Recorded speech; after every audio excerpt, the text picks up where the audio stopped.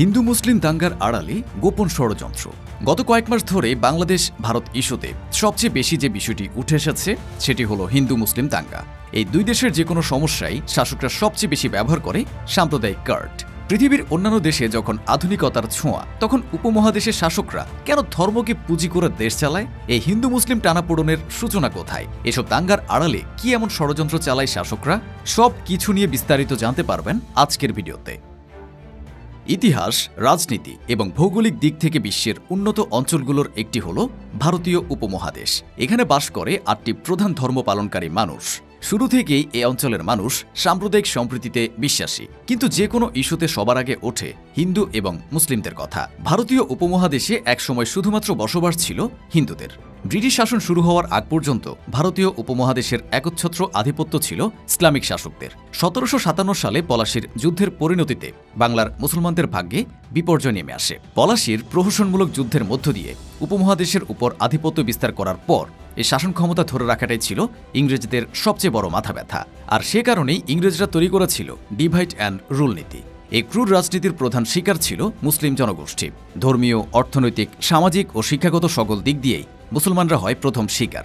ধুরন্ধর ইংরেজরা অতি সূক্ষ্মভাবে হিন্দুদের দিয়ে নিজেদের কার্যসিদ্ধির প্রয়াস চালায়। পলাশী যুদ্ধের পর ইংরেজরা বাংলায় হিন্দুদের জমিদারি, তালুকদারি, সরকারি চাকরি, ব্যবসা বাণিজ্যের সুযোগ সুবিধা দিয়ে নিজেদের দলভুক্ত করে নেয়। আর ফলস্বরূপ যুগ যুগ ধরেই কাঁধে কাঁধ মিলিয়ে বসবাস করা দুটি জাতির মধ্যে প্রচলিত হয় আমরা আর তোমরা পরিচয়। যেহেতু বাংলার শেষ স্বাধীন নবাব মুসলিম ছিলেন, কাজী চতুর রবার্ট ক্লাইভ পলাশীর জয়কে মুসলিমদের উপর হিন্দুদের জয় হিসেবে দেখায়। এমনকি পলাশীর যুদ্ধে ইংরেজদের জয়ের উৎসব বিরাট আকারে দুর্গাপূজার মাধ্যমে উদযাপন করার সিদ্ধান্ত নেয় হিন্দুরা। এভাবেই অতি সূক্ষ্মতার সাথে রাজনীতিকে ধর্মের সাথে মিলিয়ে দেয় ইংরেজরা। ব্রিটিশ শাসক এবং ভারতীয় হিন্দু সম্প্রদায় মিলে একে একে মুসলিমদের শিক্ষা, সংস্কৃতির উপর আগ্রাসন চালায়। মুসলিমরা ব্রিটিশদের বিরুদ্ধে প্রায় ১০০ বছরের বেশি সময় ধরে বিরামহীন সংগ্রাম চালিয়েছে, কিন্তু ইংরেজদের সাথে বাংলার হিন্দুদের সখ্যতা গড়ে ওঠে।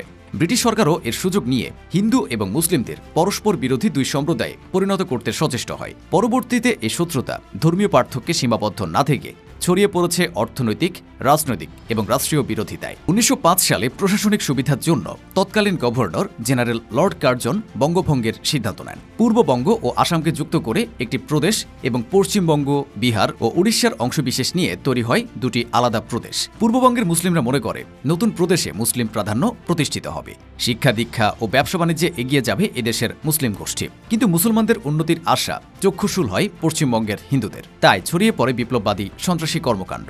চলতে থাকে ইংরেজ প্রশাসকদের উপর আক্রমণ ও হত্যাকাণ্ড। নেতৃস্থানীয় হিন্দুরাও ক্রমাগত অসন্তোষ প্রকাশ করতে থাকেন।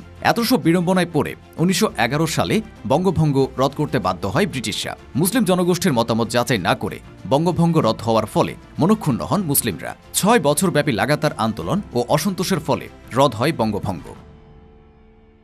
ডিভাইড অ্যান্ড রুল নীতির কারণেই ১৯১১ সালে বঙ্গভঙ্গ রদ করা হয়। পাকিস্তান এবং বাংলাদেশে থাকা মুসলমানরা বুঝে যায় হিন্দুরা কখনোই তাদের ন্যায্য অধিকার দেবে না। তাই মুসলমানদের মুক্তির জন্য জন্ম নেয় মুসলিম লীগ। ভারতীয় কংগ্রেস নেতাদের সাথে একের পর এক দ্বন্দ্ব চলতে থাকে মুসলিম লীগের। বাংলার মুসলমানদের সামান্য খুশি লর্ড কার্জন ১৯২১ সালে ঢাকা বিশ্ববিদ্যালয় প্রতিষ্ঠা করেন। বাংলার মুসলমানরা শিক্ষিত হবে এটা স্বাভাবিকভাবে ভালো চোখে দেখেননি হিন্দুরা।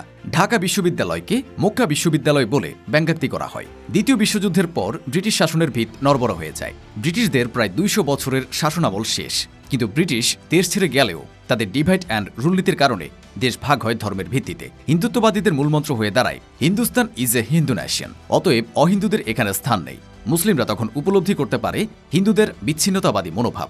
ভারত থেকে মুসলমানরা পাকিস্তান এবং বাংলাদেশে চলে আসে।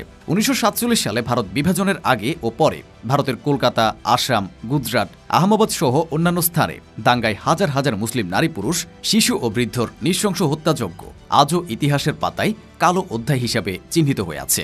ব্রিটিশরা ৭৫ বছর আগে এই উপমহাদেশ ছেড়ে চলে গেলেও তাদের ক্ষমতায় টিকে থাকার ডিভাইড অ্যান্ড রুল পলিসি খুব ভালোভাবে প্রতিষ্ঠা করে গিয়েছে।